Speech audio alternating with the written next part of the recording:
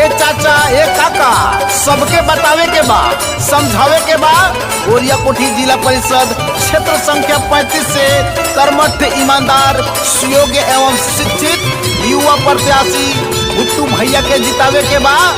अपना गोरिया कोठी जिला परिषद क्षेत्र संख्या 35 में विकास के झंडा लहरावे के बा, याद रखे के बा। पहिला बवादा गोरिया कोठी के विकास हो, भैया के जिताई सब कर पूरा करी है आस हो। ए भैया गाँव गाँव विकास होई, सबके आस पूरा होई, ध्यान देवे के बा।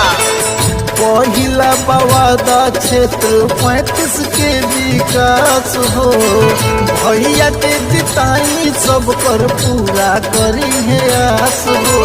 सोची कि अब की कितना सुंदर जिला परिषद मिलता, सोची कि अब की कितना सुंदर जिला परिषद मिलता।